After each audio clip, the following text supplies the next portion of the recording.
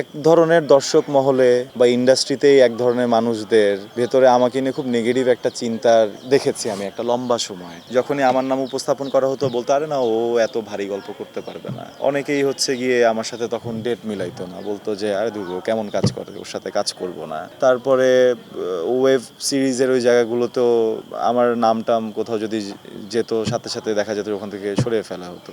হয়তোবা পরিচিত হিসেবে একটা গ্রহণযোগ্যতা ছিল যে আমার নাটক যায় সবাই পছন্দ করে, কিন্তু গল্পের জন্য বা অভিনয়ের জন্য অ্যাপ্রিসিয়েশনটা পেতাম না। আমি এটার জন্য অন্য কাউকে দোষ দিই না। শুরুতে আসলে যে কোনো কিছুই চাইলেই ডে ওয়ানে একদম সুন্দর করে সাজানো যায় না, সাজাতে সময় লাগে। আমার ওই সময়টা লেগেছে, কিন্তু যেটা দেখেছি যে এরপরে যখন আমি ভালো গল্পের জন্য চেষ্টা করা শুরু করলাম তখনও কিছু মানুষের সেই দৃষ্টিভঙ্গি বদলালো না। আমি যে চেষ্টা করছি, আমি যে নতুন করে সব কিছু চেঞ্জ করে আমার বেটারমেন্টের ইন্ডাস্ট্রি বেটারমেন্টের জন্য কাজ করছি, ওই জায়গাগুলোর জন্য কোনো স্বীকৃতি পেলাম না।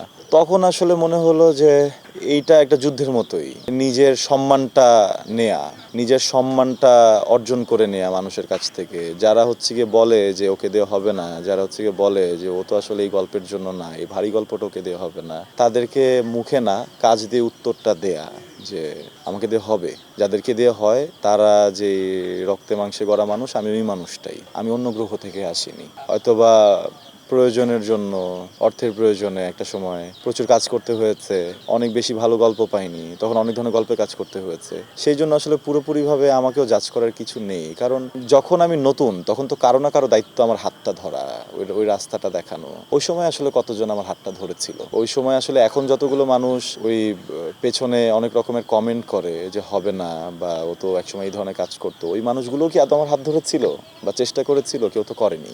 ওইখান থেকে আমার মনে হচ্ছে তাদেরকে যদি আমি উত্তরটা দিতে যাই তাহলে রাতারাতি বড়লোক হইলে আসলে আমি কখনোই উত্তরটা দিতে পারবো না, কারণ যুদ্ধটা টাকার না, যুদ্ধটা হচ্ছে গিয়ে কোয়ালিটির, ওই জায়গাটা প্রমাণ করার যে আমি কি করতে এসেছি বা আমি কি করতে পারি। ওইটার জন্য আসলে আমি গত 2 বছর আমার পারিশ্রমিক বাড়াইনি, গত বছর আর এই বছর এখন পর্যন্ত আমার পারিশ্রমিক একই আছে। এটার সবচেয়ে বড় কারণ আমার হাতে দুইটা অপশন ছিল।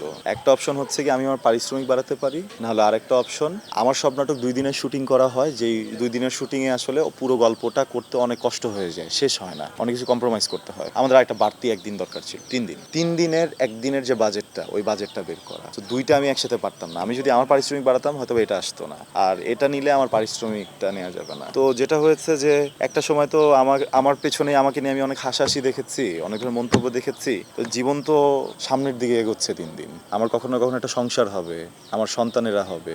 আমি চাই যে আমার সন্তানেরা যেন খুব প্রাউড ফিল করে বলতে পারে যে ওদের বাবার নাম আরশ। এমন এমন কাজ করতে চাই যে কাজগুলো যেন ওরা বলতে পারে যে আমার বাবা তো এই ধরনের অ্যাক্টিং করতো। এই জন্যই আসলে এফোর্টটা দেওয়া, এটা বলতে পারেন এটাও এক ধরনের ইনভেস্টমেন্ট। আমি এখান থেকেও কামাচ্ছি কিভাবে, যে আমার ভবিষ্যৎ প্রজন্ম যেন কখনো আমার পরিচয় দিতে লজ্জা না পায় যে আমার বাবা একজন অভিনেতা ছিলেন আর উনি এই ধরনের নাটক করতেন বা উনি এই ধরনের অভিনয় করতেন। এই জন্য আসলে এই পুরো এফোর্টটা দেওয়া, এই জন্য আসলে, কারণ আমার বাসায় তো সবচেয়ে বড় দর্শক আমার মা এবং আমার বোন। 2021-22 এমন হয়েছে যে আমার বোনকে দেখতাম, আমার নাটক দেখতো না ও। সো যার কারণে এখন দেখি যে আমার বাসায় গিয়ে দেখি আমার বোন বসে বসে আমার নাটক দেখছে। So it feels great. আমি যদি আমার ঘরে দর্শক বানাতে না পারি, আমি তো আসলে বাইরে দর্শক বানাতে পারবো না। দর্শক বানাতে গেলে আসলে আপনাকেও ওই স্যাক্রিফাইসটুকুর জায়গাগুলো নিতে হবে।